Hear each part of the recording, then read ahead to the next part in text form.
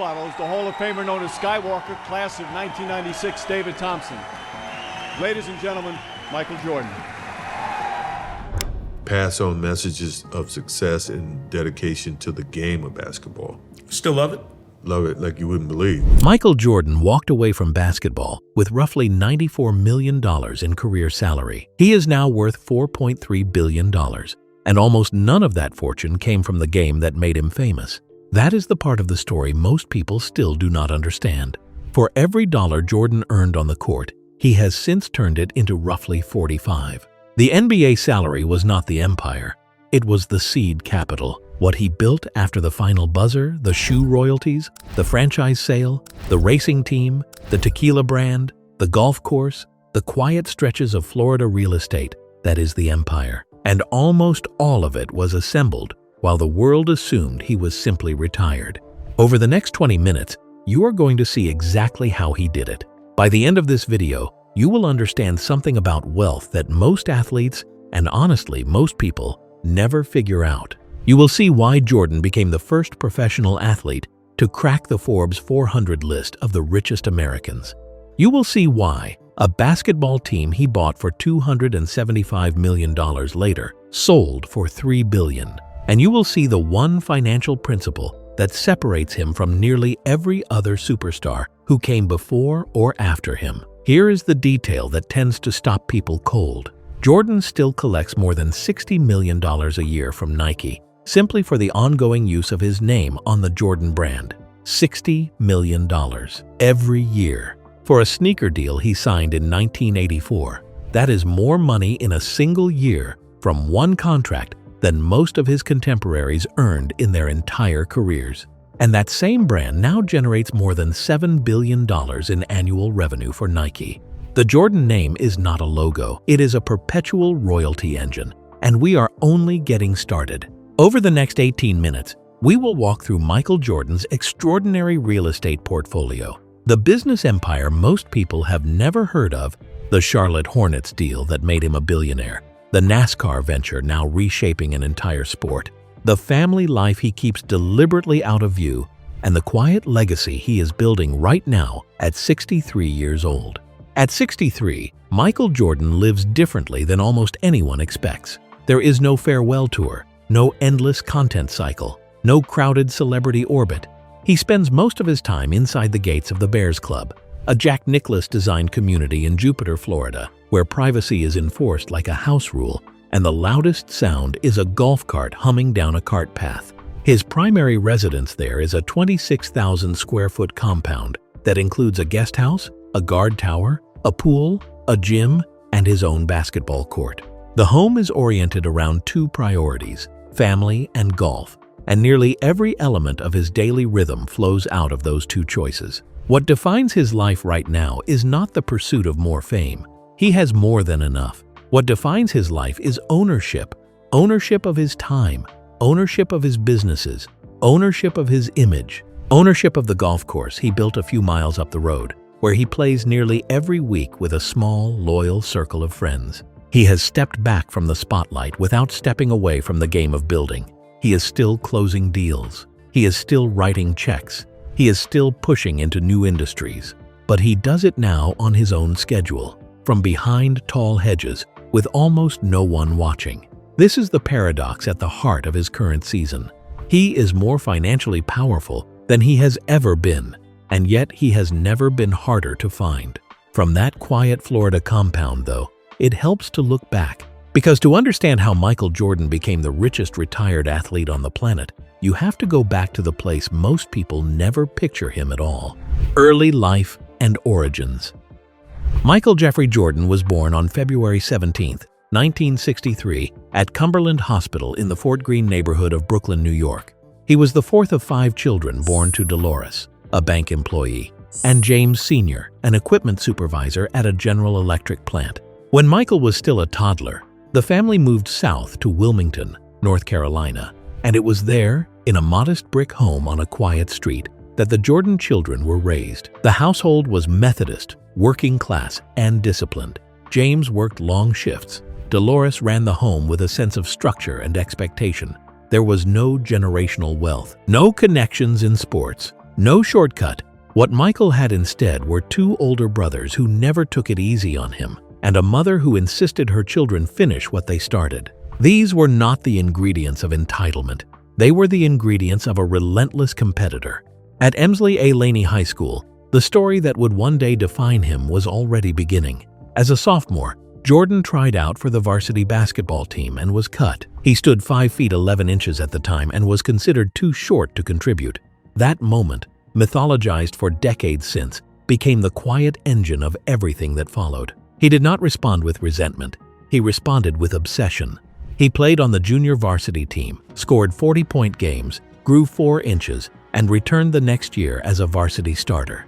By his senior year, he was a McDonald's All-American. He went on to the University of North Carolina, where, as a freshman, he hit the championship-winning jump shot against Georgetown in the 1982 NCAA Final. He was 19 years old. The world had just met him. What is worth pausing on is this. The drive that built the empire was already there before the fame arrived. The kid who was cut from varsity did not forget. And that memory, that quiet refusal to accept a ceiling, became the pattern of a lifetime. Career journey and evolution.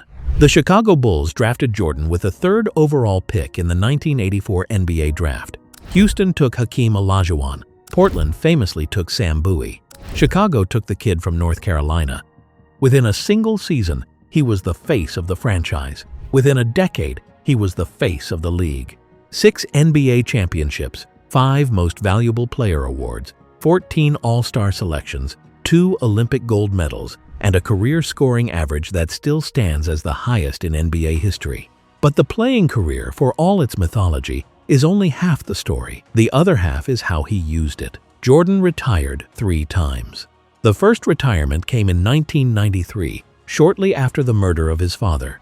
He played minor league baseball. He came back to basketball in 1995 and won 3 more championships. He retired again in 1999. Then came the unexpected second comeback in 2001, when he returned to play 2 seasons for the Washington Wizards, this time as a player and part owner. He retired for the final time in 2003. What separates Jordan's career arc from nearly every other superstar is what happened after the final buzzer.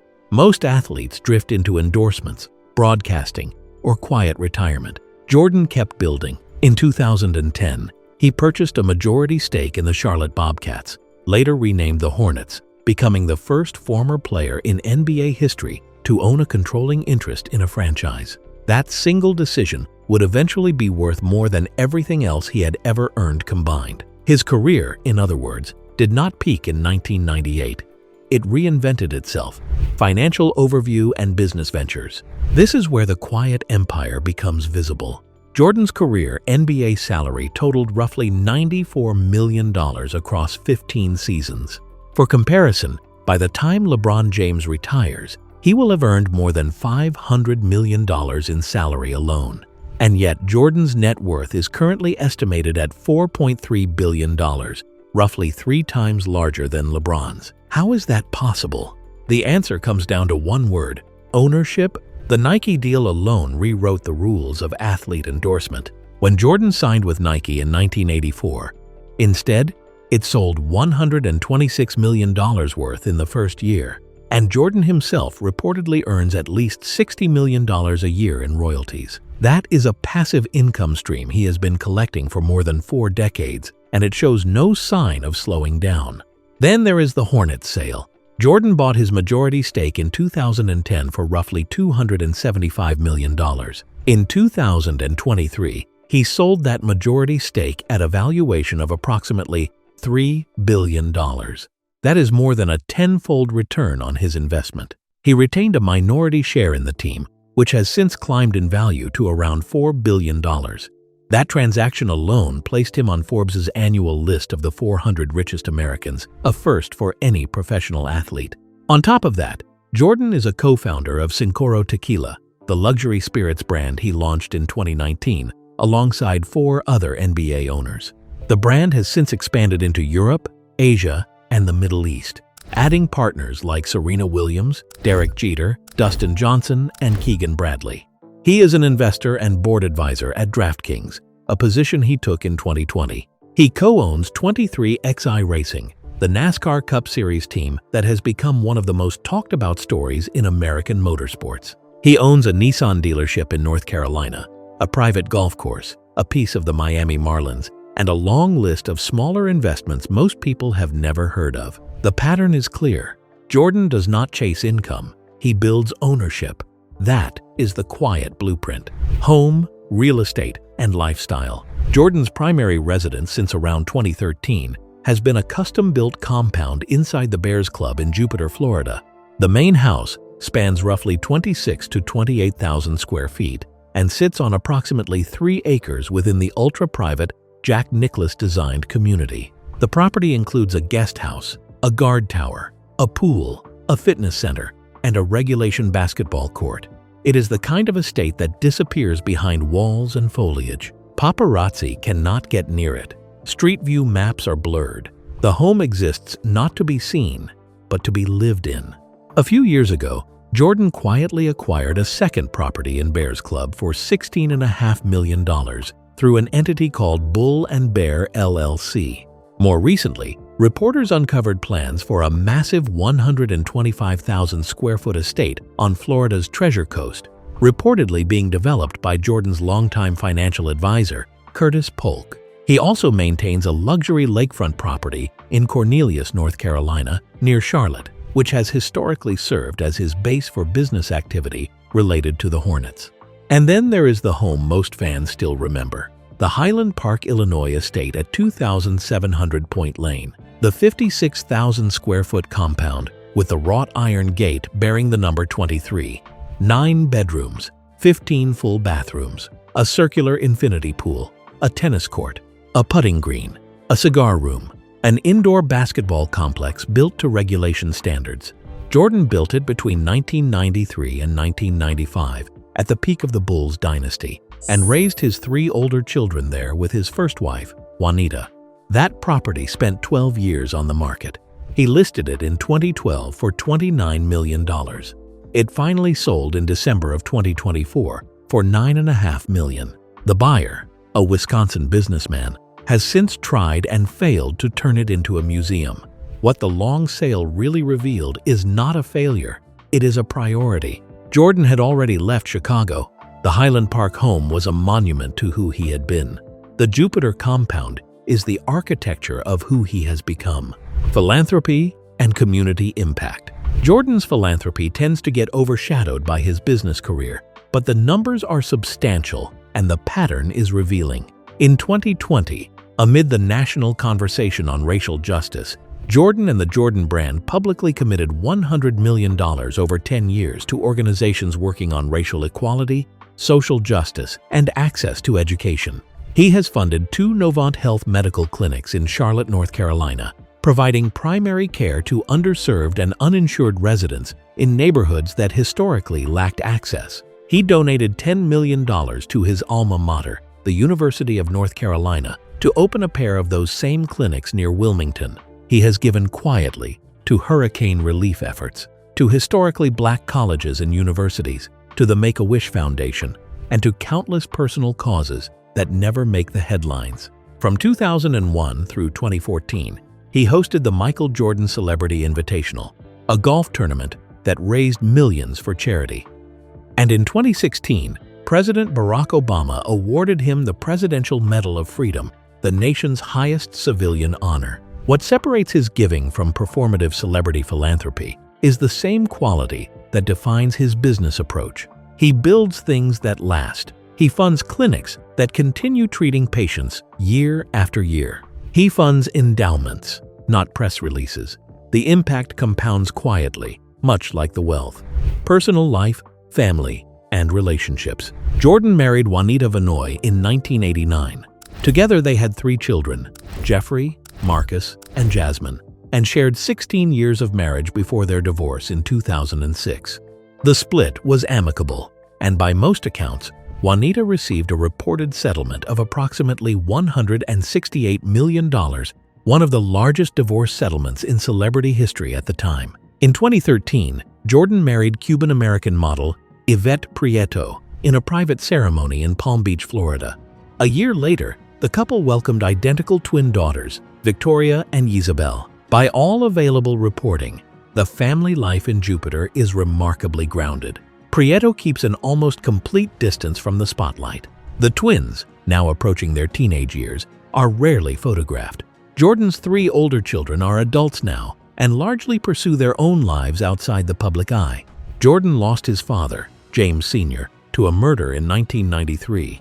That loss has shaped him for more than 3 decades. Friends and family have long suggested that the quieter, more family-centered life he lives today is, in part, his way of protecting what his father was not given the chance to see.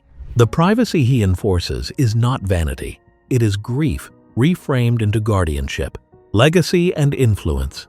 What Michael Jordan built after basketball is, in many ways, more impressive than what he built inside it. 6 championships are extraordinary. An enduring $4 billion empire, assembled quietly over the 3 decades that followed, is something the sports world had never seen before him. He proved that an athlete's value does not have to end with the final game. He proved that the real returns come from ownership, not salary.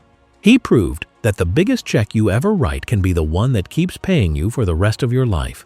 You can see his blueprint everywhere now. LeBron James, Kevin Durant, Patrick Mahomes, Serena Williams. Every modern superstar who builds production companies, signature brands, venture funds, and ownership stakes is walking through a door Jordan pushed open in 1984 and has been widening ever since. The Hornets deal rewrote what retirement could look like. The Nike royalty structure rewrote what endorsement could look like. The 23XI racing lawsuit against NASCAR rewrote what athlete ownership could demand. He does not play anymore. He does not need to. He is still shaping the rules of the game he no longer plays in. The kid who got cut from his varsity team became the richest retired athlete in the history of the world. Think about that for a moment. The boy once told he was too short, too slow. He did it not with noise but with patience. Not with performance, but with ownership. Not by chasing the next paycheck, but by owning the thing that produced it. Every dollar he touched, he tried to turn into a structure that would keep paying him long after the applause had faded. And somewhere tonight, behind the tall hedges of a quiet Florida compound, past the guard tower and the long curving driveway, he is almost certainly thinking about the next deal, the next build. The next quiet move no one will see coming until it is already done. Because if there is one thing Michael Jordan has proven across more than 40 years and $4 billion of empire, it is this one enduring truth. The final buzzer is not the end of the story. It is only the beginning.